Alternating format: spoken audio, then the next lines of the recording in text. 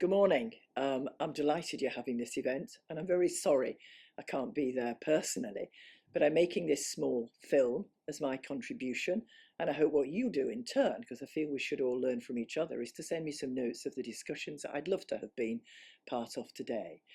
So, first of all, a word about a police and crime commissioner, because you're in London and you don't have one. Croydon's part of the mayoralty.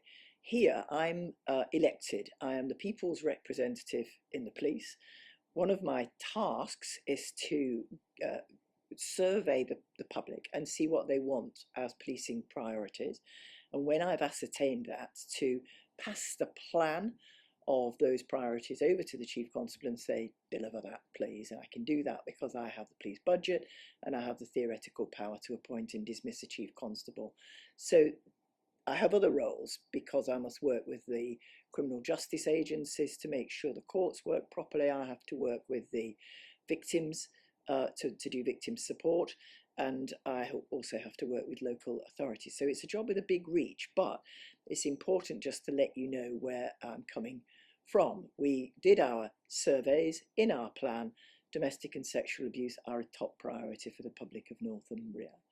So we looked at how to deliver better service to prevent and to support victims of domestic and sexual abuse, and thought that two approaches were good. Firstly, to make the police do it better, and secondly, to more fully engage the public in supporting victims and in understanding what domestic violence is like. So firstly, the police, just one of the things we've done is we, in our hotspot areas, at our hotspot times, now have a system where a worker from the domestic violence support services goes out with the police, literally. So there is a 999 call about domestic abuse. Straight away, the emergency vehicles will go to tackle whatever is happening. Immediately that's settled. Following behind are what we call the DVSA car, which is a refuge worker and a police officer specially trained. And in they go. The refuge worker has immediate access to the victim and can just talk. And they really have as a motto, whatever it takes. So sometimes the person doesn't realise they've been suffering from domestic abuse at all. Sometimes they're ready to move and they want to go to a refuge that day. Sometimes the offer is, do you want to meet us in the supermarket in a week's time when he won't know anything about it, and we can talk it through, anything you would like. The important point is that the person is no longer on their own, and we in a way use the fact that there's been a police call to get that pastoral support in, as well of course as keeping the police engaged to do whatever's necessary from a policing point of view. We had a system right from the start of me being police and crime commissioner, which said that every officer going to a domestic abuse case should leave the business card of the refuge behind, but only 1% of victims got in touch. Since we've introduced this new system, 55% of everybody that this system's contacted have come back to the refuge support workers for help at some stage. And these were all except one people who had not been in touch before. So we are supporting a completely new cohort of very needy people through this fairly simple and quite inexpensive trick. It does mean that the workers have got to be out overnight, Friday, Saturday and Sunday, but they willingly take that on. The conversation between the officer and the worker in the car, because I've been with them, is very instructive for both sides. We've got a kind of backup provision too, which is that we have a couple of domestic violence workers based at police stations who do not go out and do personal work with victims. What they do is, if any officer who's been called out and hasn't had a domestic violence worker with them, because there still are plenty who go on their own, and they're worried about how to safety plan or what the next step should be with an individual, they can simply ring in to the domestic violence worker and get the benefit of that person's long experience in this field to make sure that we put every step right and we don't get any wrong. So those couple of examples of how we've tried to improve the police performance and coming on the back of police presence, really, to give support to victims of domestic abuse. The other side of our policy is really to try and engage more of the public.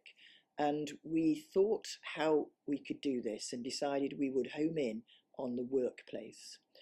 So people who are suffering persecution at home quite often have friends at work, and it can be for them a safe haven away from what's going on. And so, will they speak about it though? It's extraordinarily difficult to talk about what is happening in your own private life. But if we have an employer who has a policy, just like a health and safety policy, but it's a domestic and sexual abuse policy, and it includes acknowledging forced marriage and the culture-related examples of abuse that we're now well aware of. It is a policy which the workplace adopts, and it simply indicates that if anyone is suffering in that way, the workplace will help and support. And we've got some stories, small ones like a guy, she'd left him, he wouldn't leave her alone. She could block him off her home email, but he emailed her at work instead. Now the employer has this policy. She's been able to say that they've just blocked him off the email at work as well. If he comes, and he has done, the receptionist got a photograph and knows who he is. So she has a different way of dealing with that. Small things like that can be very important. We also have a big story from a woman called Fiona Bowman, who comes to some of our launch events. She was so badly beaten by her partner once, she had to go into hospital, and she was in possession of some keys from her workplace. So her manager came and saw the state she was in, and she told him what had happened. She went back to work, and 3-4 months later, having had a bit of time off, supported by the employer's understanding, she went out to work one day, but she didn't go to the local branch of her work because it was a bank. She went to one 300 miles away, where the employer had arranged for her to start a new life. She would say that without that, she would have probably been killed by her adversary. So you can see, although it sounds an odd place to look for help with domestic violence in the workplace, actually, it can be hugely important. We've now got over 350 employers, including a private care home provider with lots of female workers. We also have a factory where there are a lot of male workers. We have the people who run our biggest shopping centre. All of their staff have got a workplace policy. And to buttress it, we have domestic and sexual abuse champions in every workplace with a policy. These are just people in the workforce who are badged, I mean, not literally, but who are known. Sometimes they're trade union organisers, others they're just volunteers. They're known to be part of a network of champions, and so they can be approached. They don't exceed what they can do. They will just take any disclosure in a friendly, calm way, and they will pass the fellow worker on to those who can really give help from domestic and violence and abuse sector. So we think that that's a very effective way of pinpointing a place where people might be ready to ask for help if only there's that encouraging framework and an individual to talk to. And we think too that every time we go out to a workplace and get a policy adopted and we talk to people, then we are telling more and more people what domestic and sexual abuse are really like, and how difficult it is to get out. So we're hoping we're doing a good public education exercise as well, and we won't get so many people saying, "Ooh, why doesn't the person leave?" You now have folk at work who have been able to talk to somebody who simply couldn't leave. So they are out in the community now saying how difficult it is and how much these people need help. They'll not be able to manage on their own. They need us all to rally round.